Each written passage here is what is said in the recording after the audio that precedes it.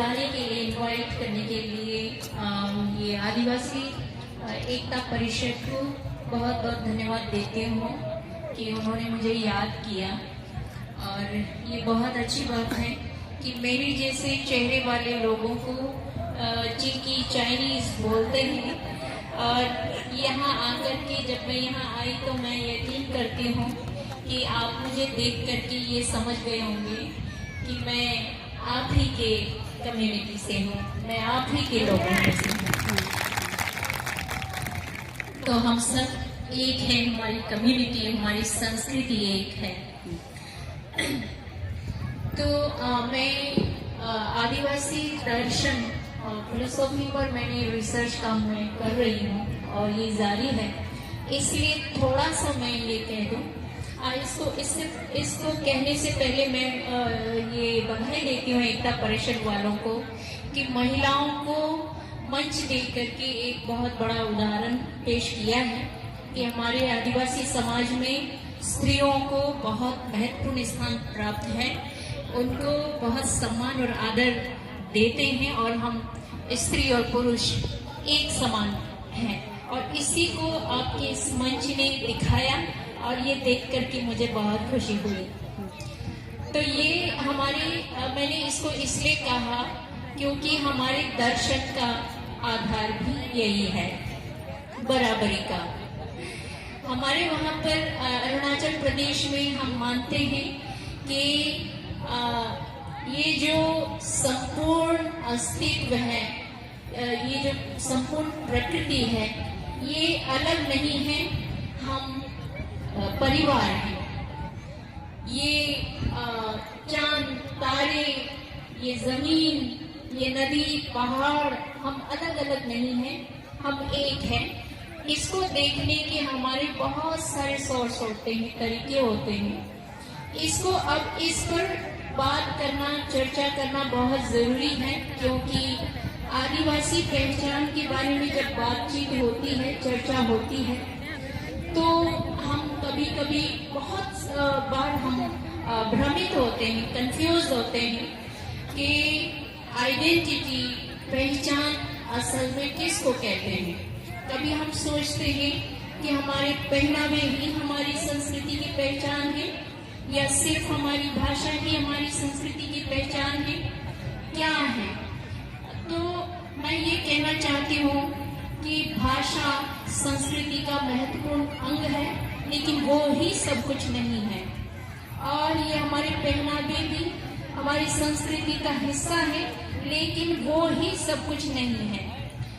तो अब कई लोग ये कहते हैं कि आदिवासी पहचान को बचाना हो तो आदिवासी कर्म कांड जो रिचुअल्स होते हैं, क्या सिर्फ ये ही हमारी पहचान है।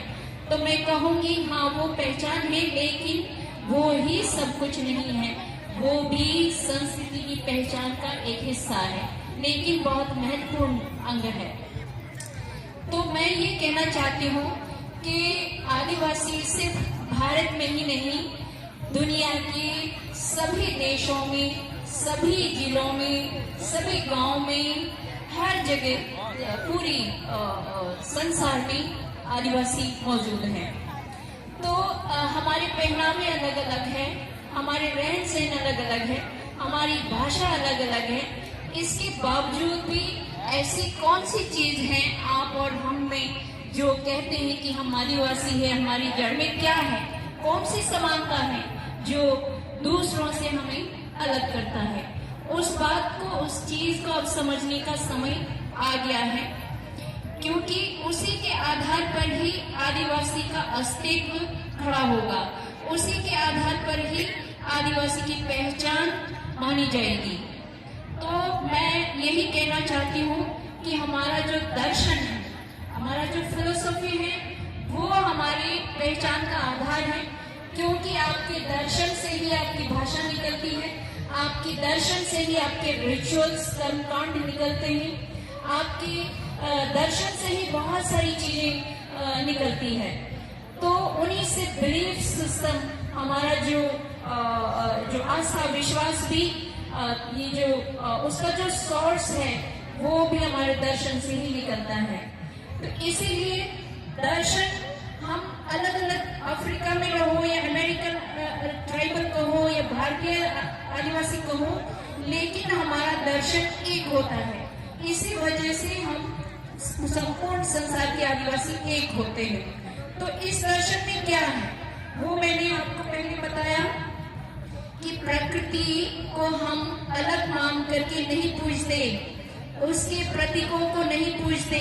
हम आदिवासी, दुनिया के तमाम आदिवासी ये जो प्रकृति है इसको अपना परिवार मान करके सहजीवी के रूप में जीते हैं। हम एक है। जैसे ये सूरज को हम अरुणाचल प्रदेश में सूरज को माँ कहते हैं। अब ये सूरज तो सबके एक है, चाहे हिंदू हो, क्रिश्चियन हो, मुस्लिम हो या हम आदिवासी हो, लेकिन सूरज तो सबके हैं। अब सूरज के बिना कोई तो रह नहीं सकता, आप उसको मानो नहीं मानो, है तो वो सबकी है, लेकिन उसको मानने के अपने अपने तरीके होते हैं, अपनी अपनी संस्कृतियों के अनुसार हम उसको मानते हैं।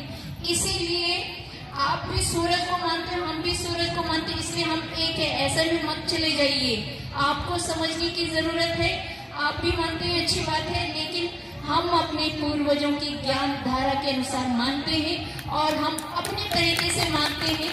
और इन अलग अलग तरीकों का, इन विभिन्नताओं का बचना जरूरी है और इसी विभिन्नता से ही हमारी पहचान बनती है। मैं ये कहना चाहती हूँ कि भगवान के नाम पर, ईश्वरों के नाम पर, मंदिर मस्जिदों के नाम पर, गिरजा के नाम पर, उनके धर्म ग्रंथ के नाम पर आप इतना बड़ा सौदा मत कर लीजिए, अपने आप को मत दे दीजिए। तो अपनी पहचान के साथ रहें। और बहुत लोग हैं जो कहते हैं कि मैं कहना तो नहीं चाहती हूँ, लेकिन आप भी जानते, हम भी जानते, हकीकत यह है कि जब हम धर्म परिवर्तन करते हैं तो बहुत सी चीजें बदल भी जाती है। जैसे मान लीजिए ईसाई बन जाते हैं आप, तो आप जिस दिन ईसाई बनते हैं आपको कन्वर्ट किया जाता है, तो उसी वक्त आपका नाम बदल दिया जाता है कि नहीं? आपका नाम बदल जाता है। जैसे मान लीजिए मेरा नाम यालम है और मैं ईसाई बन जाऊं तो मेरा नाम मेरी या कोई और एक नाम कर दिया। ये खराब नहीं है, अच्छी बात है, सुंदर है, लेकिन आदिवासियों के लिए ये खतरनाक है। वो इसलिए क्योंकि नाम बदलने का मतलब है हमारी पहचान हमारे नाम से शुरू होती है। किसी की भी पहचान आपके नाम से शुरू होती है। जब आपका नाम ही अपनी भाषा में नहीं है, आपने अपनी भाषा के शब्द को छोड़ दिया है, इसका सीधा अर्थ है कि आपने अपनी भाषा को छोड़ दिया और आपके मन में उसके प्रति सम्मान का भाव नहीं है। और अपने पूर्वजों की जो ज्ञान धारा है वो हमारी भाषा में है, हमारे दर्शन में है, हमारा इतिहास हमारी भाषा में है। यदि आप अपना नाम बदलते हैं तो इसका सीधा अर्थ है कि आपने अपनी संस्कृति को छोड़ दिया। इसलिए मैं यही कहना चाहती हूँ कि आपको कोई अच्छा लगे वो सब ठीक है, लेकिन अपनी भाषा, अपनी संस्कृति, अपनी पहचान को न छोड़ें। और यही कहूँगी कि प्रकृति को मानने के हमारे अपने ढंग है, उसको आप अपनी जो नई पीढ़ी है, जो यंगर जनरेशन है, उसको, उन लोगों को एनकरेज कीजिए, उनको इस पर रिसर्च करने के लिए, शोध करने के लिए प्रेरित कीजिए। क्योंकि हमारा आधार, जैसे मैंने शुरू में कहा कि African tribal, American tribal, Australia के ट्राइबल, चाइना के ट्राइबल, इंडिया के ट्राइबल अलग अलग होते हुए भी कौन सी ऐसी चीज है जो हमको एक करता है? वो हमारा दर्शन है। इसीलिए उस दर्शन पर रिसर्च करने के लिए, शोध करने के लिए अपने बच्चों को आप प्रेरित करें। तो ये मैं महिलाओं को जो मंच दिया गया है, यहाँ से खड़ी होकर कह रही हूँ कि हमारी जो आदिवासी महिलाएं जब हक अन्याय की बात करती हैं तो सिर्फ और सिर्फ महिला अधिकार की बात नहीं करती, वे संपूर्ण समाज, संपूर्ण दुनिया के लिए बात करती है। इसलिए क्योंकि हमारा समाज हमको वो महत्व देता है। अगर हम अपने समाज में ऐसे ही सर उठा के बात करते हैं, इसका ये अर्थ है कि हमारे आदिवासी समाज के पुरुष बहुत समझदार और अच्छे हैं, और वे अच्छे हैं, इसीलिए हम ऐसे खड़ा हो पाते हैं। और उनके अच्छा होने के पीछे हमारे पूर्वजों की ज्ञान धारा है। इसीलिए हमको अपनी संस्कृति का सम्मान करना है, अपनी पहचान का सम्मान करना है। इसी के साथ मैं अपनी बात समाप्त करती हूँ। मुझे मौका देने के लिए बहुत बहुत धन्यवाद। जोहार। जोहार, जय आदिवासी, बहुत बहुत धन्यवाद।